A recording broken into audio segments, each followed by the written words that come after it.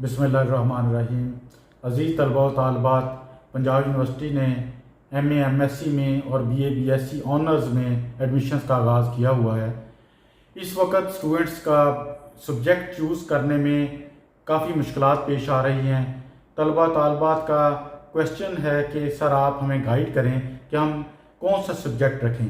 तो इस सिलसिले में मैंने मुख्तलिफ़ डिपार्टमेंट से एक सिलसिला शुरू किया है कि आप उनके सब्जेक्ट कैसे चूज़ कर सकते हैं, उस सब्जेक्ट की अफादियत क्या है, उस सब्जेक्ट में जॉब्स अपॉर्चुनिटी क्या हैं, उस जॉब जो वो सब्जेक्ट होगा उसको आप किस तरह अपने फील्ड के लिए ले सकते हैं।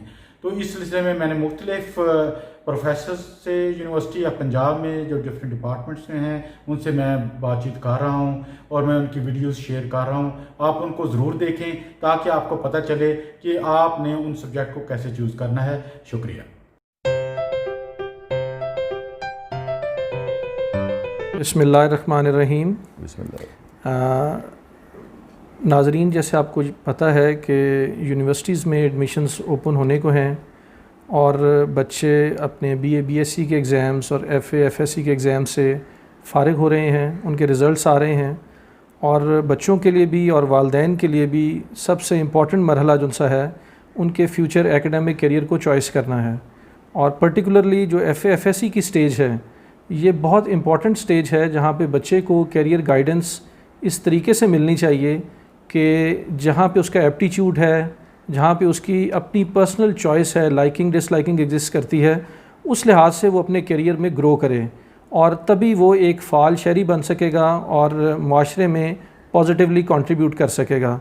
एंड मोर इम्पॉर्टेंटली इस चीज़ के बहुत ज़्यादा इम्पेक्ट है एक इंसान की अपनी पर्सनैलिटी पे।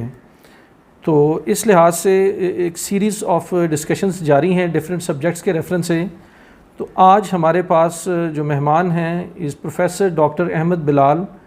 ही is professor at college of art and design university of the Punjab और he has done his PhD from Nottingham Trent university. Speciality इनकी जो सी है फ़िल्म मेकिंग है और इनका तकरीबन 20 साल तजर्बा है इस कॉलेज के अंदर और बहुत सीनियर फैकल्टी मेंबर हैं वहाँ पे। इसके साथ आपको बताता चलूँ कि हमारा college of art and design Punjab university का ये इलामा इकबाल हमारे ओल्ड कैंपस में मौजूद है। तो आज हम डॉक्टर साहब से डिफरेंट टॉपिक्स पे बात करेंगे ताकि बच्चे कुछ एडवाइस हासिल कर सकें कि उन्होंने अपने करियर में किस तरीके से ग्रो करना है और जो बच्चे आर्ट एंड डिज़ाइन को अपना करियर चॉइस करना चाहते हैं उनके जहन में जो सवालात हैं उनके जवाबात मिल सकें। तो डॉक्टर अहमद बिलाल, वेलकम। वालेकुम सलाम। Will continue with very precise questions. तो डॉक्टर साहब, आपका इतना इम्पोर्टेंट यहाँ पे एक रोल रहा है कॉलेज में, आपका बहुत तजर्बा है, तो आप बच्चों को इस प्रोफेशन की अफादियत के बारे में बताएं कि जिन बच्चों के जहन में कुछ कन्फ्यूजन्स हैं कि क्या आर्ट एंड डिज़ाइन चॉइस करना चाहिए या नहीं, तो उस लिहाज से कुछ गाइड करें, बच्चों की कन्फ्यूजन्स क्लियर हो सकें, इस सब्जेक्ट की अफादियत क्या है। बहुत शुक्रिया जी। असल में जो हमारा जो मुल्क है, जो माशरा है, उसमें ज़्यादातर ये समझा जाता है कि जो मेन फील्ड्स हैं, जैसे मेडिकल में लोग जाते हैं या लोग इंजीनियरिंग में जाते हैं या लॉ का जो फील्ड है वो ज़रा समझा जाता है कि स्पेसिफ़िक फील्ड्स हैं जिसमें लोग समझते हैं कि उनका करियर है और वो लोगों को पता होता है, इसलिए उसमें सहूलत भी होती है, कोई ना कोई बड़ा उस फील्ड में होता है जिस वजह से वो जो स्टूडेंट्स हैं वो प्रेफर करते हैं कि उसी फील्ड में चले जाएँ जिसमें पहले से कोई फैमिली मेम्बर मौजूद हो। तो हमारा जो फील्ड है उसमें ज़रा वैसे ही शुरू से ही लोग कम इसमें आए, क्योंकि शुरू से ही समझा नहीं गया कि ये जो फ़ाइन आर्ट्स है जिसमें painting, graphic design, textile design और आर्किटेक्चर और इस तरह के जो सब्जेक्ट्स हैं इनको इतनी अहमियत उस तरह से माशरे में, क्योंकि माशरे की एक सोच होती है उसके अंदर उस तरह से पजीराई ना मिलने की वजह से शायद ये समझा जाता है कि शायद इनमें उस तरह की जॉब्स नहीं हैं या क्या नहीं। लेकिन बहुत अच्छा है ये सेशन इस हवाले से कि हम ये बता सकते हैं अपने स्टूडेंट्स को और बच्चों को और जो भी हमारे आने वाले लोग हैं कि ये वो फील्ड्स हैं जो फ्यूचर के फील्ड्स हैं। क्योंकि अब देखिए कि जिस तरह आपने देखा कि अगर आप जब हम लोग मौजूद थे मतलब 99-98 में एक चैनल था, TV चैनल जो था। अब आप देखें कि 2000 में मीडिया बूम आया और 2001 में, और फिर अब आज देखें तो 100 चैनल्स हैं और अब ये जो सोशल नेटवर्क्स ये पूरे जो बन गए हैं माशरे में, तो इसकी वजह से एक पूरा फील्ड बन गया एक नया। तो ये भी फील्ड आर्ट का है। इसी तरह आर्ट के जितने भी ये एजेंसीज़ हैं या मीडिया हाउसेस हैं या बल्कि अब तो ये हुआ है कि हर जो इदारा है उसके अंदर आर्ट और डिज़ाइन के लोगों की जो है वो ज़रूरत मौजूद है। बिल्कुल ठीक। डॉक्टर साहब आपने काफ़ी सारे सब्जेक्ट्स के नाम लिए हैं। So one thing is clear, बच्चों के जहन में ये क्लियर हो चुका होगा कि fine arts is not just painting, it is much more than that. और जॉब अपॉर्चुनिटी के लिहाज से आप क्या समझते हैं कि पाकिस्तान में जो मार्केट अपॉर्चुनिटीज़ हैं वो कैसी हैं, और पर्टिकुलरली पोस्ट पैंडमिक सिनेरियो में आप क्या समझते हैं कि लोग जिनसे हैं जो इस प्रोफेशन को चॉइस करें वो किस तरह ग्रो कर सकते हैं इसमें एंटरप्रेन्योरल जो सा पोटेंशियल है वो कितना है? बड़ा ज़बरदस्त आपने सवाल किया, लेकिन मैं पहले एक चीज़ क्लियर कर दूं कि पेंटिंग भी जस्ट नहीं होती, पेंटिंग भी बड़ी बात है, यानी कि हमारा फील्ड है। तो उसमें यह है कि जो यानी कि पेंटिंग जो इस वक्त थोड़ा सा मैं चाहूँगा कि हम बात करें ग्लोबल पर्सपेक्टिव में।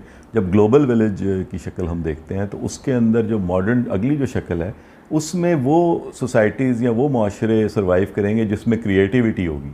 यानी अब जो अगली शक्ल है ग्लोबल विलेज की वो क्रिएटिव विलेज की शक्ल है। तो पेंटिंग वाले लोग या डिज़ाइन वाले लोग या टेक्सटाइल डिज़ाइन या ये जो भी फील्ड्स हैं इसमें क्रिएटिविटी तो मस्ट है।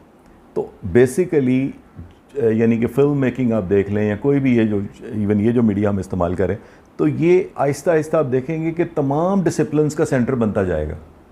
और बेसिकली जो क्रिएटिविटी है ना वो हर डिसिप्लिन के अंदर उसकी ज़रूरत बढ़ती चली जाएगी और वही लोग फिर उसमें सर्वाइव करेंगे जो उस क्रिएटिविटी के साथ अलाइन होंगे। जैसे आपका ये चैनल है जो देखिए कि ये सबसे पहले इस फील्ड में सबसे पहले अलाइन होने वाले क्रिएटिविटी के साथ और मॉडर्न टेक्नोलॉजी के साथ और मीडिया के साथ और सोशल मीडिया के साथ, तो उसके साथ ये जुड़ना जो है ये बड़ा ज़रूरी हो गया अब इस वक्त। डॉक्टर साहब एक मिसकंसेप्शन एग्जिस्ट करती है जो बच्चे हैं जिन्होंने अपने करियर को चॉइस करना होता है या जनरल इवन पब्लिक में भी, पेरेंट्स की हद तक भी, कि फ़ाइन आर्ट्स के अंदर अगर आपने फ़ाइन आर्ट्स के प्रोफेशन को चॉइस करना है तो you have to have background of fine arts in your previous qualifications. तो क्या ऐसी चीज़ को एग्जिस्ट करती है? फ़ाइन आर्ट्स में एलिजिबिलिटी है क्या? फ़ाइन आर्ट्स में एलिजिबिलिटी इतनी है कि आपको फ़ाइन आर्ट्स का शौक़ है और आप ड्राइंग अच्छी करते हैं। ड्राइंग हमारी बेसिक रिक्वायरमेंट है। उसके अलावा आपने कुछ भी अगर किया है, किसी भी फील्ड में आप हैं, तो आप, क्योंकि होता ही है कि पेरेंट्स को पता ही नहीं होता तो वो किसी भी फील्ड में चले जाते हैं क्योंकि उनको लगता है कि इंजीनियरिंग में चले गए या प्री इंजीनियरिंग में या प्री मेडिकल में या जनरल साइंस में, जहाँ भी वो जाएँ शुरू में, क्योंकि उन्हें अंदाज़ा ही नहीं है। लेकिन अगर उनकी ड्राइंग अच्छी है और वो समझते हैं कि हमारे पास ये स्किल है, because this is an extra skill, ये गॉड गिफ्टेड है। ड्राइंग आप सीख नहीं सकते उस तरीके से, आपके अंदर होती है। तो if you have that capability of drawing तो फिर आप आ जाएँ इसमें, खुले दरवाजे हैं जी, सब सारे फील्ड के कोई भी इसमें आ सकता है। ड्राइंग अच्छी हो, आपके पास पोर्टफोलियो अच्छा है, आपको पता है मैं ड्राइंग कर सकता हूँ, अगर आप कर सकते हैं आप छा जाएंगे दुनिया में। डॉक्टर साहब जिस तरह FSC लेवल पे बच्चे जिस वक्त बैचलर्स में दाखिला लेना चाह रहे हैं तो उन्होंने भले प्री इंजीनियरिंग की हो, प्री मेडिकल हो, ICS हो, ICOM हो, वट एवर कॉम्बिनेशन इज़, वो यहाँ पर एडमिशन के लिए एलिजिबल हैं प्रोवाइडेड उनके अंदर पेंटिंग की क्रिएटिव स्किल्स हों। जी बिल्कुल। और पेंटिंग भी नहीं, सिंपल स्केचिंग, पेंसिल पकड़ के अगर आप अच्छा ड्रॉ कर लेते हैं, कैरिकेचर बनाते हैं, कोई आप ग्लास देखा आपने बना लिया, कोई फेस देखा आपने बना लिया, कोई जैसे कार्टून कैरेक्टर्स आपने बना लिए, बच्चों में स्किल होती है, ये वो बचपन से होती है, उनको पता होता है, पेरेंट्स को पता होता है यार ये ड्रॉ कर लेता है, चेयर अच्छी ड्रॉ कर लेता है, पर्सपेक्टिव की उसको समझ है, उसको पता है दूर की चीज़ छोटी है, करीब की चीज़ बड़ी है। तो ये जो आँख उसकी देख रही है, ये गॉड गिफ्टेड है। तो इसको, ये बस एक स्किल है। ये अगर स्किल आपके पास है, आपने BCom किया, आपने BSc किया, आपने FSc किया, बेसिकली तो इंटरमीडिएट के बाद आते हैं लोग, तो FSc, ICOM या कोई भी और सब्जेक्ट FA आपने किया है सिंपल, आप या उसके इक्विवेलेंट, तो आप आ सकते हैं।